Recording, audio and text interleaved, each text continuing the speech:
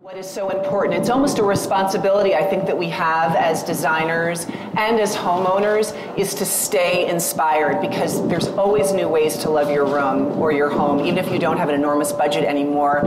And Kishani, I especially felt that way when we're going to see right now, you saw a lot of collections that were an easy way to kind of zip up a wall or a corner.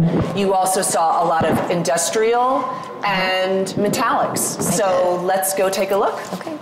So this year at Market, we saw a huge trend towards industrial furniture.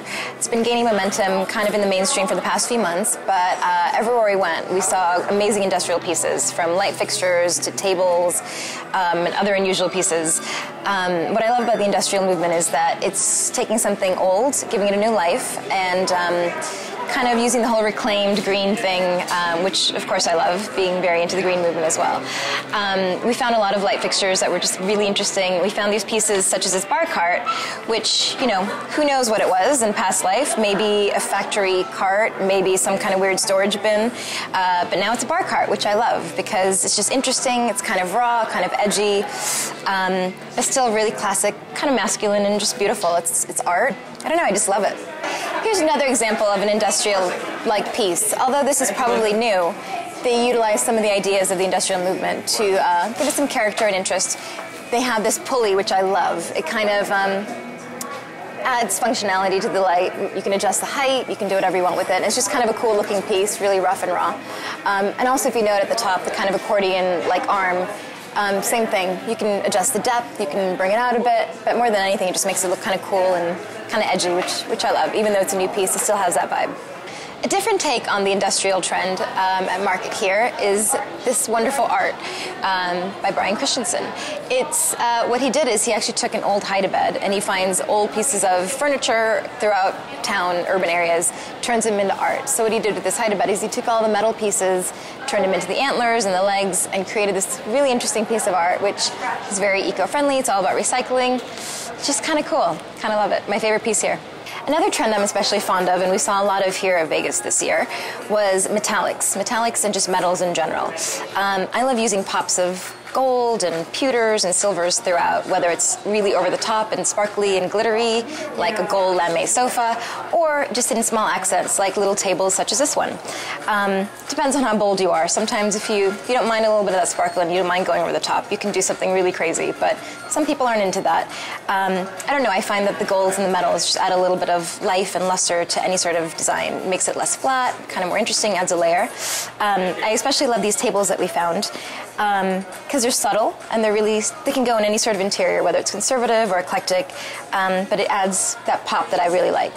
Here's another example of the metallic trend that we've been seeing. If you're afraid to go with kind of the over-the-top gold metallic pillows and whatever, you can add some of the sparkle with something more subtle, like these amazing hanging pendant lights. I love the hammered metal, like the pewter, with the copper on the inside. I just think it's really chic and really simple, but it still adds the layer and the luster that I was talking about that I think is just very, very necessary to any space. I also love how these light fixtures in particular have the old Edison bulbs. Just kind of adds a little more interest. Kind of cool. Makes them kind of hip and young. Another example of the metallic trend, these metallic hides. If you're bold and you're looking for some major glam, you can go with these hides, which I think are super chic. Instead of going with just the plain ones, which are really cool and natural and earthy, these just have a little bit more oomph. Kind of looks like some splattered metallic paint on it, but actually it's foils, apparently, metallic foils that have been embedded in the hides, and definitely very rock and roll and very glam. Another trend we're really seeing here this year at Market is collections or large groupings of things, whether it's artwork, whether it's vases in a group, or, as you're seeing behind me, lighting fixtures. These lanterns are absolutely stunning when you see them in this big group. Individually, amazing. In a group, stunning. I definitely love doing groupings, whether it's a bunch of random objects or several of the same thing. It just gives it more cohesion. If you walk into a room and you see a vase on a mantle, on a coffee table, and in a bookcase, it's okay, it's interesting, but you put it in a group, it's just more drama, it's definitely more impact and definitely more interesting. Another great example of collections, these antique mirrors, which I love. If you have a massive wall, you don't know what to do with it, instead of trying to fill it with, some big piece, bulky piece, why not just get a bunch of similar items like these mirrors, these antique mercury mirrors, which I think are really cool. I love the way how here in the showroom they've layered them. Instead of just giving them some space, by layering them it makes it a little more bohemian, a little more artistic. kind of more free-flowing in a way. Sometimes by putting things in groupings, such as these baskets, you create like an instant art collection. Imagine if these baskets were spread out throughout your house. It would just be a little too much, too scattered, very messy.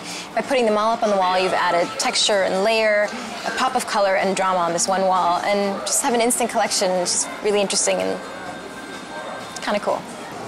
Another thing that I love, that I've been seeing a lot of, are these groupings of old bottles. I like to do old apothecary bottles, old wine jugs, or colored glass like this.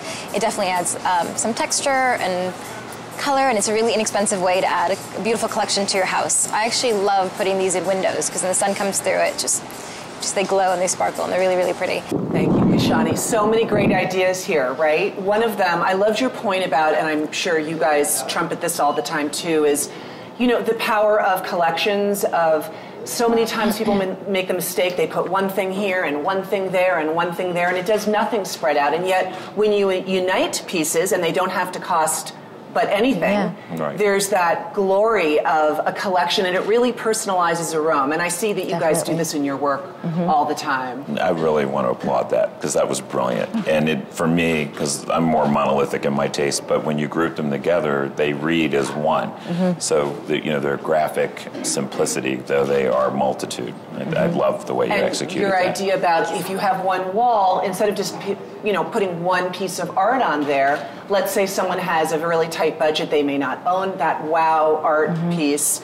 Those mirrors, getting a whole bunch of them, and that's like art in and of itself. Really, really fun. Again, how we all inspire each other, right? Yeah. And the industrial trend has been getting, as you say, momentum for a while. Yeah. I really love it, and I love it can mix so well with traditional woods, don't you think? Like that bar cart, I thought there's was way something really fabulous. rustic about it. That's kind of what I like about the industrial. It's not so modern. It has a modern edge if you want it to, but it can work in a country home. It could be, it could be anywhere. I love that. Yeah, with the warm and woods. again, I saw that at Last Market too.